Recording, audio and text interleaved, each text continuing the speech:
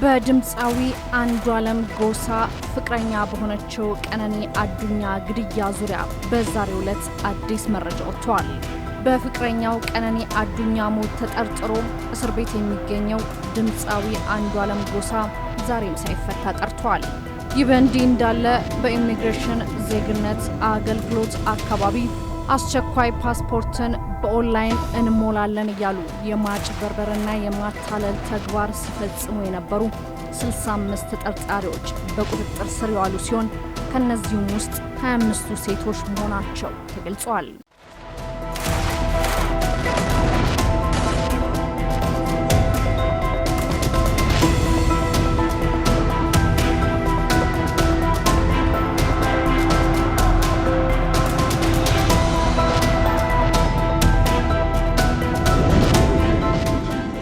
ሰላም ጤና ይስጥልን። የተወደዳችሁ የዜና ዴሊ የዩቲዩብ ቻናል ተከታታዮቻችን እነዚህን መረጃዎች ሰፋ አድርገን በዛሬው የመረጃ ሰዓታችን እናስደምጣችኋለን።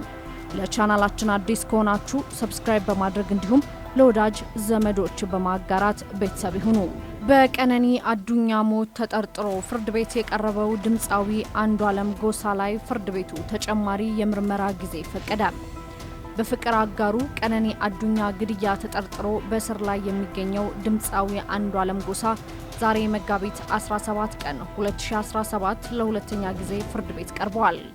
ተጠርጣሪው አንዷለም ጎሳ ዛሬ ጠዋት አራዳ በሚገኘው የፌዴራል ፍርድ ቤት ከጠበቃው ጋር በቀረበበት ወቅት ፖሊስ በተሰጠው 13 ቀናት የምርመራ ጊዜ ውስጥ ያሰባሰበው ማስረጃ ለችሎቱ አቅርቧል። ዛሬ በዋለው ችሎትም ፖሊስ በጉዳዩ ላይ 13 የሰው ምስክሮችን መሰብሰቡን ገልጾ ተጨማሪ መሰብሰብ ያለበት ማስረጃ ስላለ 14 የምርመራ ቀን እንዲጨመርለት ችሎቱን መጠየቁን የድምፃዊው ጠበቃ ሊበን አብዲ ለአዲስ ስታንዳርድ ተናግረዋል።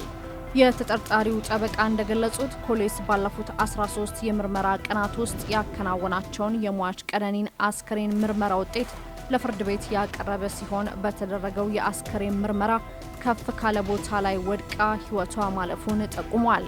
ነገር ግን የአስከሬን ምርመራ ውጤትን በተመለከተ ከሕክምና ባለሙያዎች ተጨማሪ ማብራሪያ ስለጠየቅን እስኪደርስ ተጨማሪ ቀናት ይሰጠን ብሎ ፖሊስ ጠይቋል ሲል ጠበቃው ተናግረዋል።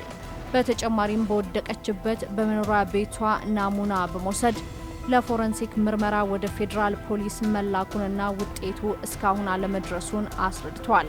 በዚህም መሰረት ፖሊስ ቀረ ያለውን ምርመራ ለማጠናቀቅ 14 የምርመራ ቀን እንዲፈቀድለት ፍርድ ቤቱን ጠይቋል። የድምፃዊ ጠበቃ ሊበን አብዲ እስከሚቀጥለው ችሎት ደንበኛው በዋስ እንዲለቀቁ ችሎት መጠየቃቸውን ተናግረዋል። ፍርድ ቤቱ በበኩሉ የግራ ቀኙን ክርክር ከሰማ በኋላ ፖሊስ ጠበቃው የጠየቁትን የምርመራ መዝገብ ይዞ እንዲቀርብና የቀሩትን የምርመራ መረጃ እንዲያመጣ 12 ቀን መፍቀዱም ተገልጿል። የዋስትና ጥያቄው የተጠየቀው ማስረጃ በሚቀጥለው ችሎት ከቀረበ በኋላ ሰኞ መጋቢት 29 እንደሚፈታ ፍርድ ቤቱ መግለጹን ዘገባው አክሏል። ይህ በእንዲህ እንዳለ በህገወጥ ድርጊት ላይ ተሰማርተዋል የተባሉ 65 ተጠርጣሪዎች በቁጥጥር ስር ዋሉ። በኢሚግሬሽንና ዜግነት አገልግሎት አካባቢ በመሆን በህገወጥ መንገድ ሲንቀሳቀሱ ነበር የተባሉ 65 ተጠርጣሪዎች በቁጥጥር ስር መዋላቸውን ተቋሙ አስታውቋል። ከተጠርጣሪዎቹ በተጨማሪም በአጠቃላይ 7 በህገወጥ የንግድ እንቅስቃሴ ላይ ተሰማርተዋል የተባሉ ቤቶች መታሸጋቸውን የኢሚግሬሽንና ዜግነት አገልግሎት በማህበራዊ ትስስር ገጹ አስታውቋል። ተጠርጣሪዎቹ በተለያየ የህገወጥ የድለላ ስራ ላይ የተሰማሩ የስራ አካባቢውን በማወክ አገልግሎት አሰጣጥ ላይ ችግር እየፈጠሩ ያሉ በተለያየ የማጭበርበርና የማታለል ተግባር ላይ ተሰማርተው የነበሩና በህገወጥ መንገድ የኦንላይን የአስቸኳይ ፓስፖርት የሚሞሉ መሆናቸውም ተገልጿል። ተጠርጣሪዎቹ በቁጥጥር ስር የዋሉት የኢሚግሬሽንና ዜግነት አገልግሎት ፌዴራል ፖሊስ ኮሚሽንና የልደታ ክፍለ ከተማ ወረዳ 7 አስተዳደር በቅንጅት ባደረጉት ልዩ ኦፕሬሽን መሆኑን ለማወቅ ተችሏል። በቁጥጥር ስር ከዋሉ 65 ተጠርጣሪዎች ውስጥ 25ቱ ሴቶች መሆናቸውንም ለማወቅ ተችሏል።